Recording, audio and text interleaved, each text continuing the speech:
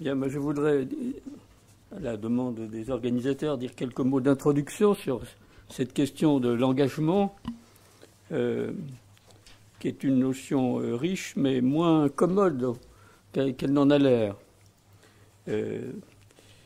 Et au fond, en y réfléchissant, je vais vous donner mon point de vue. Je pense que c'est une notion très moderne.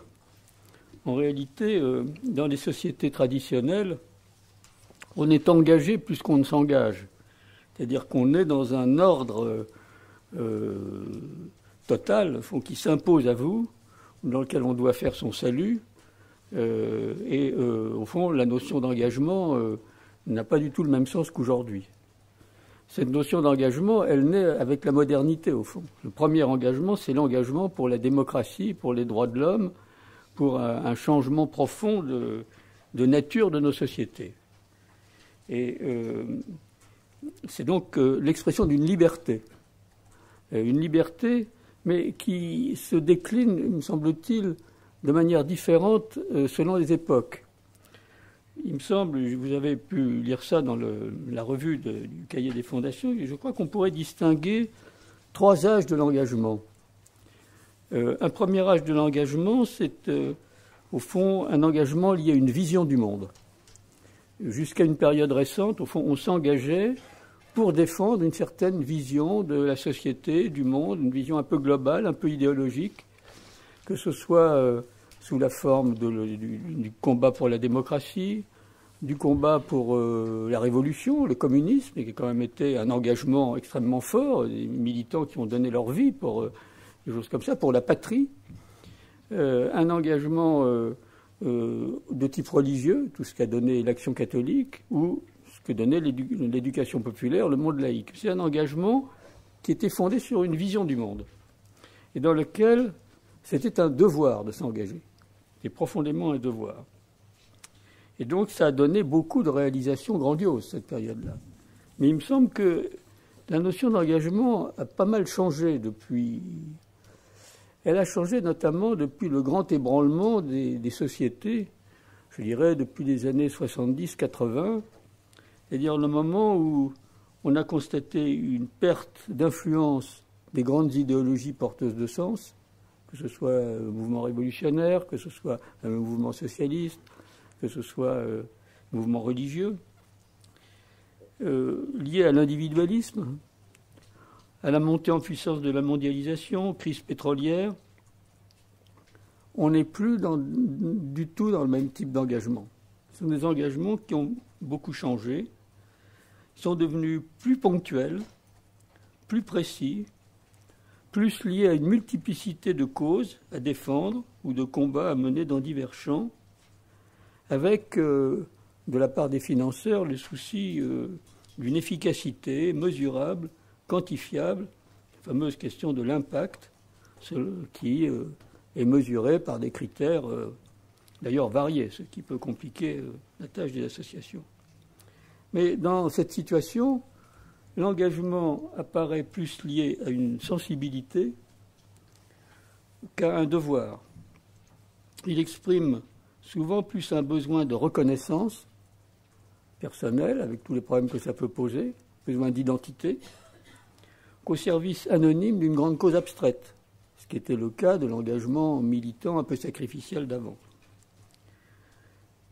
Et donc, il cherche un équilibre entre l'implication et la gratification. Il prend des formes par conséquent multiples, et je dirais la révolution numérique aidant, qui facilite quand même beaucoup les choses, il s'accompagne d'une grande créativité. La question qu'on peut se poser, c'est s'il n'y a pas besoin d'inventer un 3e âge, ou un engagement du 3e type. Je vous laisse le choix des... C'est-à-dire que, est-ce que cette diversité d'engagement ponctuel, précis, efficace, remarquable, est suffisant pour régler les problèmes auxquels l'humanité est maintenant confrontée, et dont on n'est pas sûr qu'il ne dépasse pas ses capacités. C'est un des problèmes d'aujourd'hui, c'est qu'on n'est pas sûr que l'humanité soit capable de maîtriser les problèmes qui lui sont posés. Le genre humain s'unifie au niveau de la planète grâce aux interdépendances techniques et économiques. Donc on a unifié le monde, mais sans avoir préparé cette unification ni sur le plan culturel, ni sur le plan politique. Ce monde-là doit faire face à la question nouvelle du climat, de la biodiversité, qui vient redoubler les problématiques de l'exclusion ou de l'inclusion, de la justice et du partage des richesses. Comment régler à la fois la question sociale et la question écologique n'est quand même pas évident. En même temps, l'engagement est devenu plus complexe, puisque les causes des problèmes sont loin de nous et les problèmes sont chez nous. Et les prises pour agir sur les causes globales des dysfonctionnements sont difficiles à saisir. Comment s'engager, par exemple, pour améliorer l'Europe? C'est peu présent, d'ailleurs, dans le colloque. Mais ce n'est pas évident de savoir ce qu'on peut faire. Le pauvre citoyen qui voudrait faire quelque chose pour l'Europe, il ne sait pas très bien quoi faire, il n'a pas de prise. Et au niveau de la mondialisation, c'est encore plus vrai. C'est tellement d'échelons intermédiaires que ça n'est pas commode. Et pourtant, il y a besoin de trouver quelque chose de plus pour être à la hauteur de tous ces défis. Nous avons besoin d'une nouvelle donne, d'une vision transformable en action, d'une nouvelle manière de traiter l'intérêt général, pour reprendre les termes du colloque que le Rameau organisait au CESE, et de mécanismes qui relient tous ces engagements dans un cadre global. Ces engagements sont remarquables pris séparément, mais ils sont trop dispersés pour constituer une masse critique suffisante pour réorienter comme il faudrait le cours du mainstream. Donc, question quand même, comment passer? Il ne s'agit pas de passer d'un engagement à un autre, d'ailleurs. Il s'agit d'ajouter aux formes actuelles de l'engagement quelque chose de plus qui les relie et leur donne plus de force pour corriger plus en profondeur l'ensemble des dysfonctionnements actuels. Alors, comment reconstituer du global à l'âge de la globalisation? Comment retrouver un certain sens de l'intérêt général? Je pense qu'il faut sortir de la dictature de l'impact, du mesurable, du chiffre, et accorder peut-être plus d'importance aux idées, à la qualité, aux intentions, aux projets. Ça ne veut pas dire passer de l'un à l'autre, mais ça veut dire compléter. Ça veut dire qu'il y a sans doute un certain nombre de critères à prendre en compte. Je vais vous énumérer les miens rapidement. Je pense qu'aujourd'hui, l'engagement doit respecter ce que j'appelle les 3 cultures du développement humain, c'est-à-dire la résistance à l'injustice, au mal radical, qui implique des qualités de discernement, parce qu'il faut résister à bon escient et pas à mauvais escient, c'est le corporatisme. La régulation sont les règles de fonctionnement des sociétés qui créent les équilibres globaux et donnent leur place à chacun. Cultures qui fonctionnent plus lentement, mais sur lesquelles les engagements précis ont tous des choses à dire. Il ne faut pas se désintéresser du politique. Le politique a besoin d'être inspiré, et le politique qui travaille sur les régulations a besoin de s'appuyer sur les idées de la société civile. Donc il faut que les engagements de la société civile soient bien branchés sur les grandes régulations collectives. Et puis l'utopie, qui est difficile à développer sur un plan global, mais qui a toute sa place sur le plan local, parce qu'elle donne sa coloration finale, finalement, aux sociétés. Plus il y a des capacités d'utopie présentes sur le terrain, plus l'image globale de la société change. Donc, mesurer les engagements, ce que l'on va financer, aider, à l'aune de ces 3 cultures. Ensuite, il y a des valeurs qui sont aujourd'hui à mettre en avant davantage, les valeurs qui servent la démocratie. Bon, au pacte civique, nous mettons l'accent sur la créativité, la sobriété, la justice et la fraternité, qui sont 4 valeurs qui fonctionnent ensemble. C'est-à-dire, il ne peut pas y avoir de créativité. La créativité n'est pas intéressante si elle n'est pas en même temps fraternelle, si elle n'est pas facteur de justice, si elle n'est pas liée à une certaine sobriété, notamment écologique. Et inversement, si vous le prenez une par une. J'insisterai peut-être sur 2 particulièrement, parce que la créativité et la justice sont assez présentes dans le débat. Par contre, l'idée de sobriété, d'économie de moyens, de lutte contre le superflu, pour partager les richesses et aller à l'essentiel, pour que chacun puisse accéder à l'essentiel, c'est-à-dire résorber le superflu pour que chacun accède à l'essentiel. Voilà le problème de la mondialisation aujourd'hui. C'est une question qui est peu prise en charge par le politique. C'est un des problèmes du pouvoir actuel. Une notion de sobriété est peu présente, d'un point de vue culturel. Peut-être pas dans la politique énergétique, mais d'un point de vue.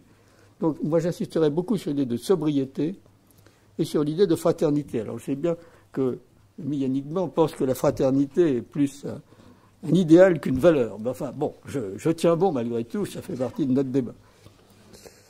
Voilà. Ensuite, troisième critère, faisceau de critères plutôt que j'aurais tendance à mettre en œuvre, c'est que je pense qu'il faut travailler à la fois sur les changements de comportement individuel qui sont essentiels. Gandhi, soyons nous-mêmes le changement que nous voulons, évitons d'avoir des comportements qui sont contraires aux valeurs ou aux projets que l'on a, ce qui arrive facilement. Nous avons tous à balayer dans notre porte là-dessus.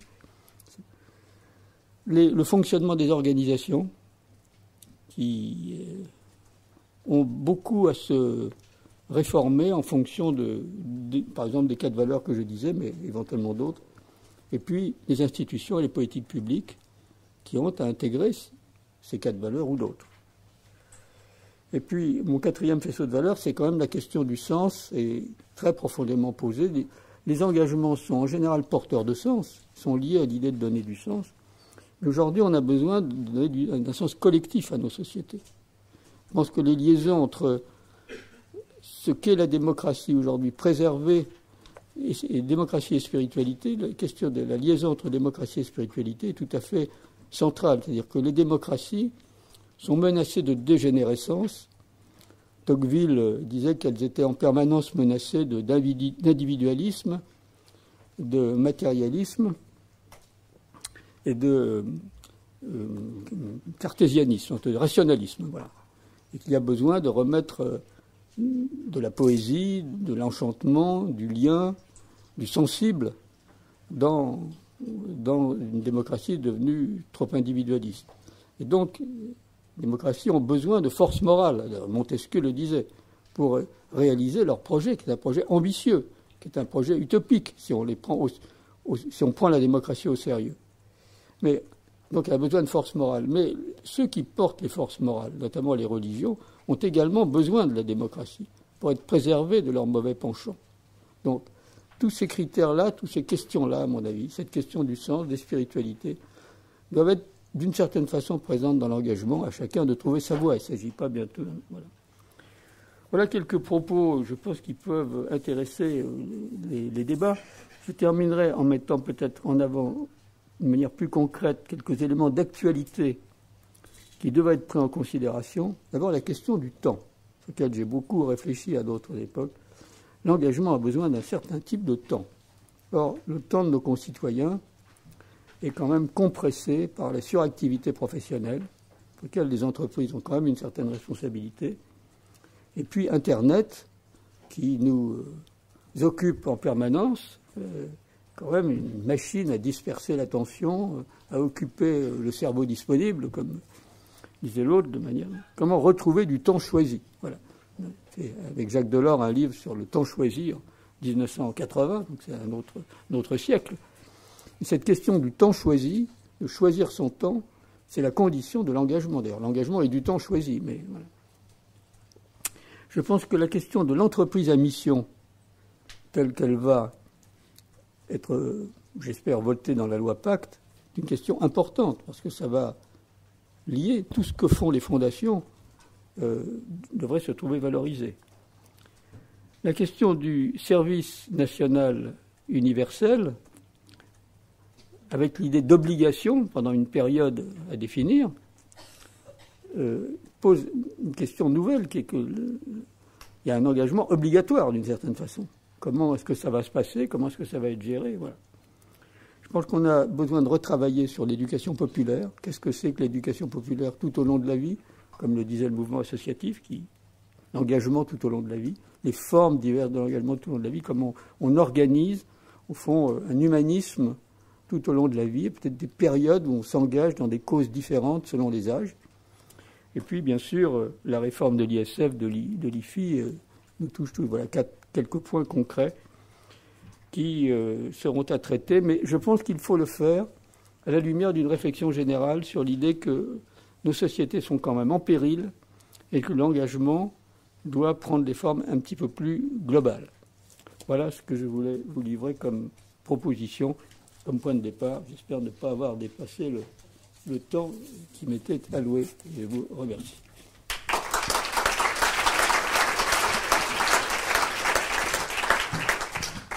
Je voulais vous le demander, mais comme à vos trois autres comparses, de parler de votre engagement, parce que vous avez un parcours d'engagé à des plans très différents, que ça soit par le choix de votre métier, puis dans vos rôles dans le milieu associatif, avec Solidarité Nouvelle face au chômage, l'association Démocratie et Spiritualité, avec, bien sûr, vous êtes le coordonnateur du pacte civique. Est-ce que vous pouvez, à votre tour, nous raconter votre parcours et ce qui a déclenché tous ces rouages d'engagement qui font toute cette expérience?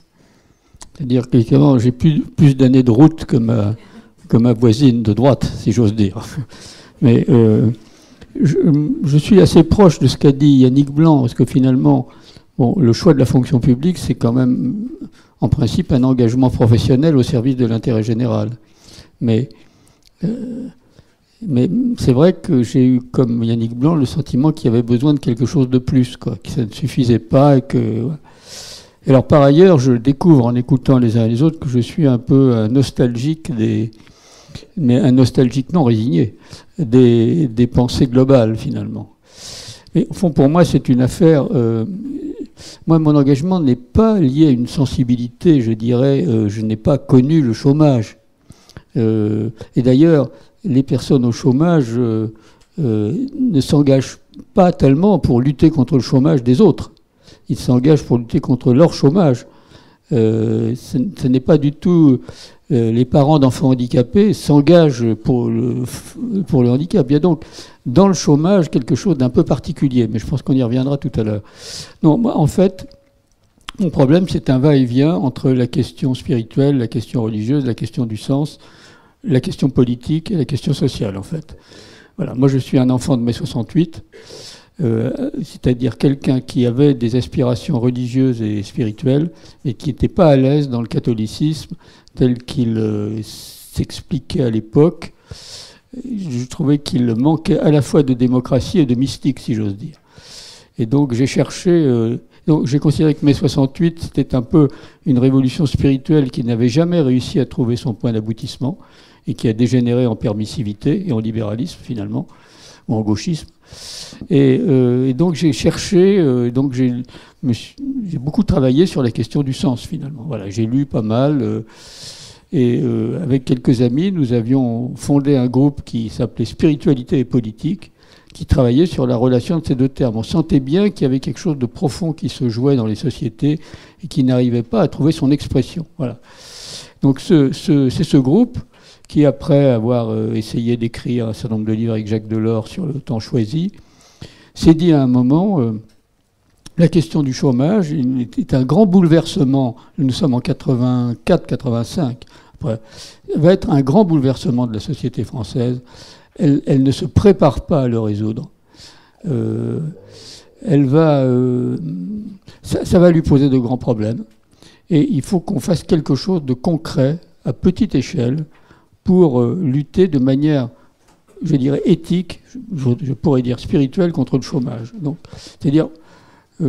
prendre sur soi pour aider les autres. Voilà. Donc on a trouvé, avec l'aide du père Wresinski, avec ATD Carmonde, une méthode simple qui permet à un citoyen ordinaire d'agir concrètement contre le chômage. Voilà. Donc créant des groupes de solidarité de 5 à 15 personnes qui mettent à disposition des demandeurs d'emploi un binôme bénévole de 2 accompagnateurs qui accompagnent personnes sans limite de temps, et avec, quand les personnes ne trouvent pas de travail, grâce à l'argent collecté, grâce au partage de revenus qui accompagne le partage de temps, la possibilité de subventionner l'embauche de ces personnes pour qu'elles trouvent un travail adapté à leurs capacités dans des structures existantes, dans des associations. Voilà.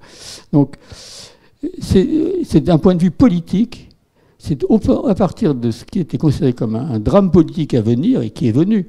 Vous savez, je pense, aujourd'hui, l'exclusion par l'emploi, qui en génère plein d'autres, et le relativisme général des valeurs, c'est une des causes profondes de la radicalité et du terrorisme.